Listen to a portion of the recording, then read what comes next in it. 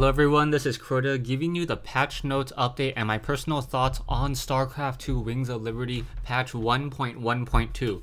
So for those of you guys who have not yet logged into Battle.net, Blizzard just recently released these patches and people are going to start testing them in just a moment.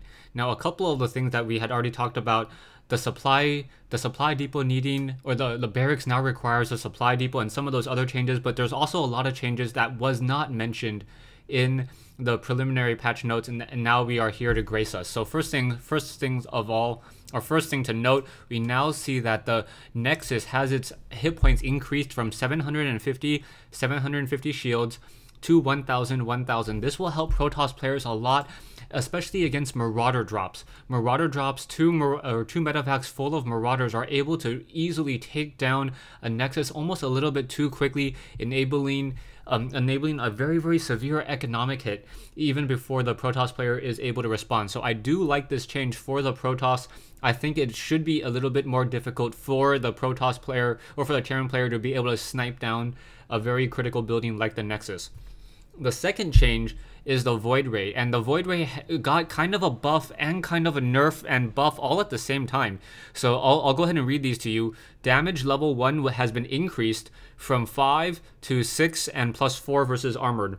What that means is that an uncharged Void Ray, it used to deal 5 damage per attack across the board. Now it will deal 6 damage in attack and then 10 damage to armored units. So this is a definite increase if you're trying to attack and push into an opponent's base.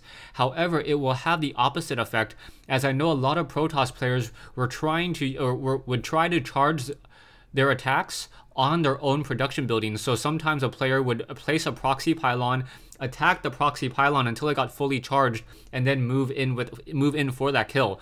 With this damage bonus, it is going to be a little bit more difficult because that Void Ray is now dealing 10 damage per attack instead of 5. We're talking about double the amount of damage here. So if you're not careful, you may actually accidentally destroy your own pylon in the process. Damage level 2, however, has been decreased from 10 and 25 versus armored to 8 and 16 versus armored, and this is something that's a very, very drastic change for Void Rays. I didn't even comprehend this particular change. I did lose to Void Rays pretty recently, 2 Void Rays out my front door, so I am happy to see this change, and I'm glad to see that it is very difficult to get critical mass now on Void Rays. So Void Rays no longer dealing 25 damage per attack, now dealing 16. Finally, the Flux Veins speed upgrade, instead of being 1.25, is now just a 0.703 upgrade. So I believe that gives them a movement speed of 2.95 or somewhere within that vicinity, maybe 2.91, somewhere around there, the same speed as an SCV as opposed to the 2.25, the speed of a Marine. These are all numbers off the top of my head. As Blizzard changes these numbers, I have to constantly forget and re-remember numbers. Anyways, moving down the line, Terran gets a little bit of a, as my procaster now telling me, hey, I can now live stream. Thank you very much. Didn't really care to know that. And now, moving on to the Terran, the barracks requirement changed from a command center to a supply depot. I recently got Reaper rushed off of a random player, and I'm kind of almost happy to see that I no longer have to worry about an 8 or 9 Reaper rush. It wasn't an option, or it wasn't a strategy that I used all too much. But I am kind of disappointed in the change to the Reaper Nitro packs. It has been moved to a factory upgrade requirement, and I don't really think that's that great of a usage. It almost felt like Reapers needed that Nitro packs in order to defeat Zerglings, but then Zerglings would get that metabolic boost almost instantaneously in order to fight back against those Reapers once again. So Reapers, so long, farewell. How I loved you in the beta, but unless something changes or a major shift in the metagame changes, I do not think Reapers will be seeing a lot of 1v1 play.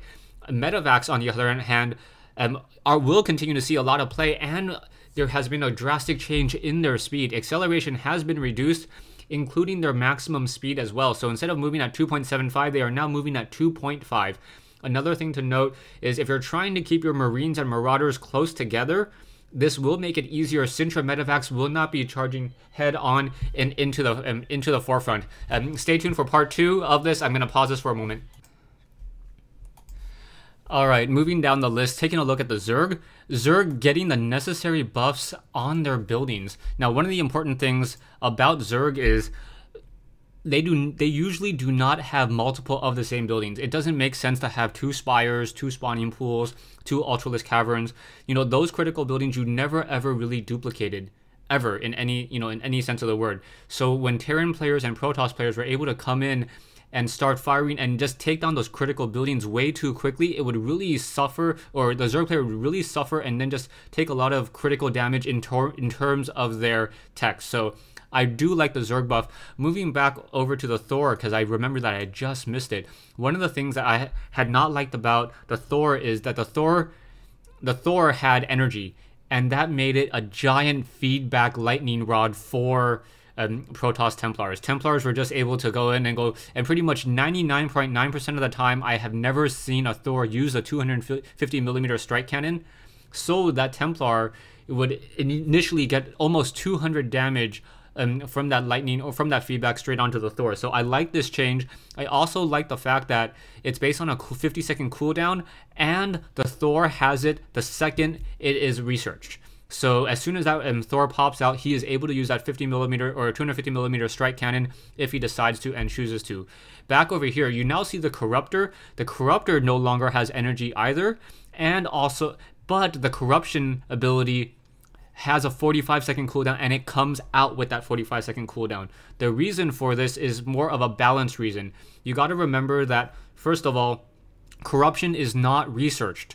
So if you do not have to research the ability, all corruptors, if they instantly came out with it, that would be very, very strong. Trying to attack any Zerg base and then all of a sudden finding 15 corruptors in the air and they're able to corrupt your units instantaneously, that would be that'd be a little bit too much and a little bit overwhelming. Moving on to the Infestor and the Roach. The Roach getting a range increase from 3 to 4, that is absolutely huge. Hellion Harass will pretty much be neutralized by Roaches. Same thing with Reaper Harass. Also, Roaches will be able to have a better and stronger arc against Thors as well. So yeah, more power to the Roach. The Roach getting the range increase from 3 to 4. I had talked about doing something for the Roach to make them better, and this is going to be definitely one of those things. Infestor also being able to prevent blinking. I do agree with that, and making sure that units can't move. I'm not 100% sure if the fungal growth also stops burrowing as well, or if it stops medevacs picking up or dropping off units, or even siege tanks sieging and unsieging, or Vikings going from ground to air. But I hope that that's all in the same line, that infestors in general prevent movement, because that's what fungal growth should do. Thanks for watching. Thanks for listening to my little bit of a rant here on patch 1.1.2. Let me know what you guys think. Even though this is only a 0.1 change, this should have a lot of impact throughout the rest of StarCraft 2 play throughout the coming year.